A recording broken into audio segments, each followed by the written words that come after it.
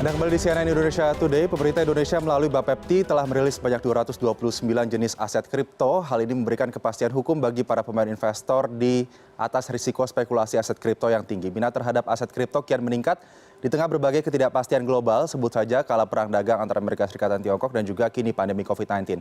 Lalu bagaimana masa depan aset kripto seperti Bitcoin dan kawan-kawan dan perlindungannya di dalam negeri, kami bahas dengan Kepala Bapepti, Sidarta Utama, dan CEO Indodex, Oscar Darmawan. Selamat pagi, Bapak-Bapak. Selamat pagi Pak Aldi. Saya mungkin ke Pak Oscar terlebih dahulu. Pak Oscar dari Indodex, ini untuk cara main aset kripto sendiri sebetulnya bagaimana agar kemudian bisa disebut sebagai instrumen investasi, Pak Oscar? Baik, sebenarnya kalau kita melihat cara bermain di aset kripto itu sangat sederhana, sangat mirip dengan trading saham.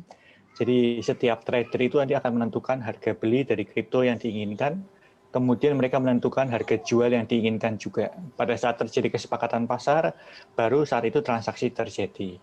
Nah, kenapa disebut investasi? Itu karena biasanya mereka membeli di harga murah, kemudian menjualnya di harga mahal.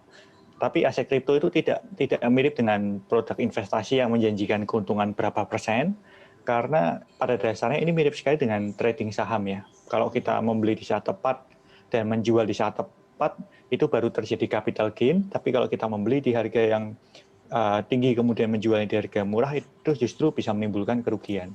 Jadi sifatnya sangat mirip dengan trading saham. Oke, tergantung juga bagaimana supply and demand. Kemudian untuk penerimaan aset kripto di Indonesia sendiri, sejauh ini pantauan Anda bagaimana? Sejauh ini di Indodax kita mempunyai member 2,5 juta member, dengan setiap harinya lebih dari 1.000 member terdaftar di Indodax. So far kita melihat pertumbuhannya cukup positif, sekalipun di Indonesia aset kripto tidak bisa jadi alat pembayaran, tapi di Indonesia aset kripto banyak digunakan seperti layaknya emas, jadi dianggap sebagai penyimpan nilai.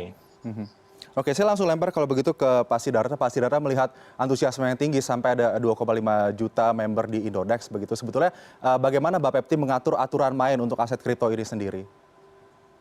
Baik, Pak Aldi. Jadi di sini kami seperti yang tadi Anda sampaikan ya, bahwa aset kripto ini dilarang sebagai alat pembayaran.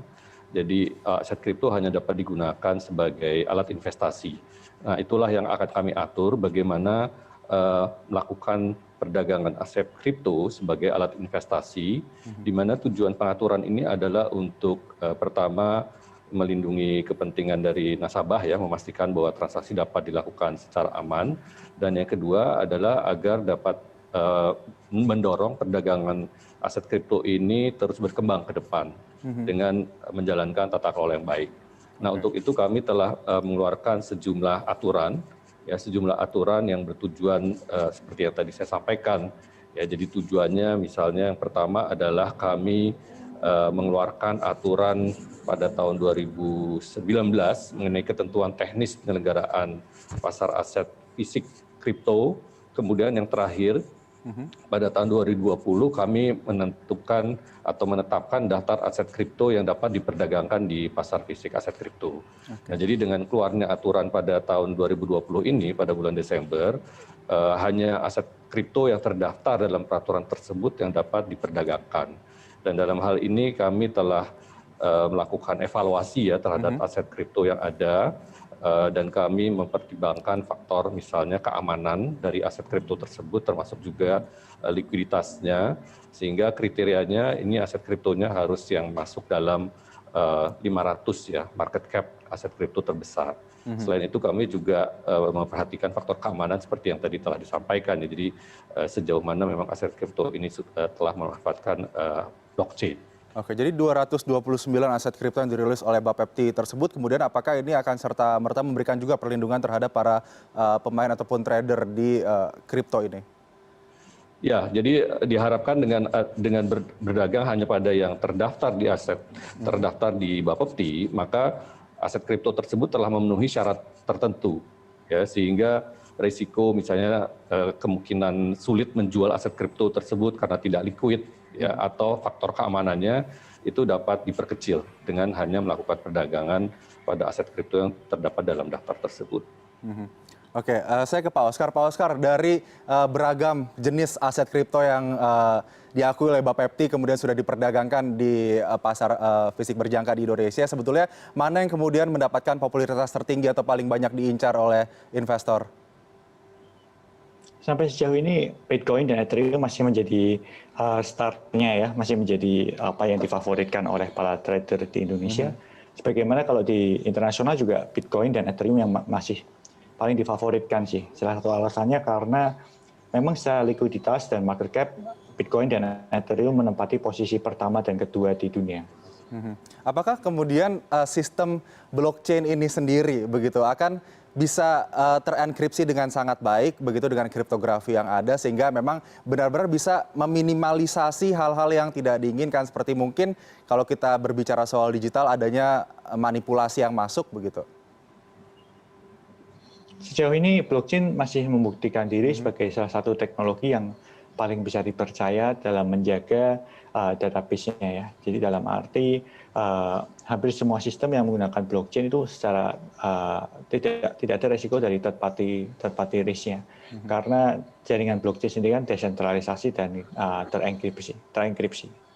Pak Oscar, kalau dikatakan spekulasinya tinggi begitu dari awal datang atau masuk ke pasar hingga sekarang sudah naik ribuan persen nilainya bahkan sampai menyentuh kisaran 700 juta per koin untuk Bitcoin begitu. Bagaimana kemudian spekulasi yang tinggi ini bisa ditafsirkan oleh pasar ataupun trader? Hari ini nggak bisa kita bantah sih, karena memang bagaimanapun kita bisa lihat seperti Bitcoin sendiri kan di awal tahun masih di bawah 50 juta, sekarang sudah 700 juta rupiah per satu Bitcoin-nya.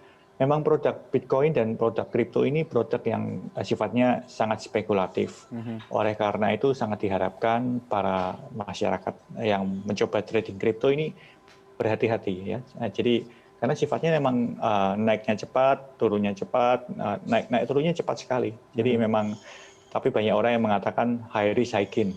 Ya, ini termasuk salah satu mungkin bisa dikatakan portofolio trader yang untuk orang-orang yang siap untuk menerima resikonya, karena bisa dikatakan kalau memang semakin cepat naiknya kan juga ada koreksi ya pastinya ya. Tapi di mana ada koreksi di situ ada opportunity. Oke, high risk, high gain tadi. Tapi apakah ini saya ke Pak Sidarta, apakah ini kemudian juga dibaca oleh Bapepti kemudian kalau melihat spekulasi yang tinggi begitu, risiko-risiko seperti ini, bagaimana bisa menjelaskan kepada publik atas risiko-risiko yang mungkin muncul untuk trading aset kripto? Ya, jadi memang masyarakat perlu paham ya bahwa aset kripto ini memiliki fluktuasi harga yang sangat tinggi.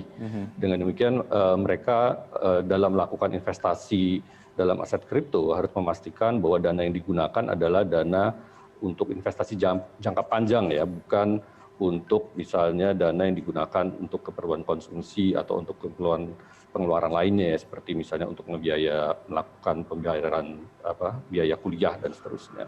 Ya, dan fluktuasi harga ini mengikuti mekanisme pasar global ya, jadi itu bukan sesuatu yang bisa diatur ya, tetapi sepenuhnya itu dilepaskan pada mekanisme pasar. Nah, selain itu masyarakat perlu juga memahami risiko-risiko lainnya ya. Jadi yang pertama tadi juga sudah disinggung yaitu mengenai risiko kualitas atas aset kripto ya, karena aset kripto ini beragam dari tingkat likuiditas dan juga keamanannya. Nah, itulah antara lain kemudian dilakukan pengaturan oleh Bapepti ya terhadap daftar aset kripto yang dapat diperdagangkan. Nah, jadi di sini juga tujuan dari regulasi itu juga adalah untuk mengurangi ya kemungkinan terjadinya risiko-risiko yang pada akhirnya dapat berdampak negatif kepada masyarakat.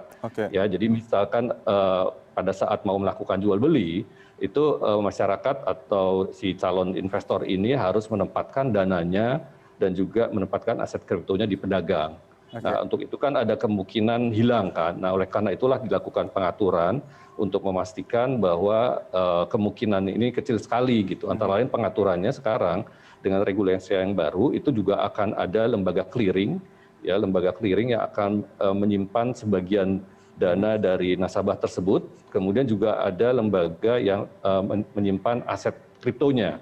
Jadi ada risk sharing dalam hal ini, tidak semuanya risikonya itu berada pada pedagang.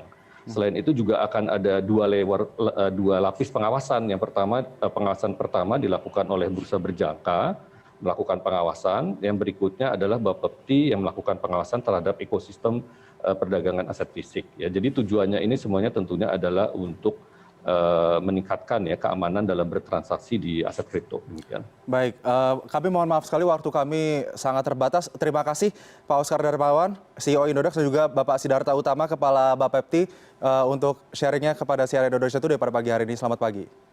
Pagi. Bagi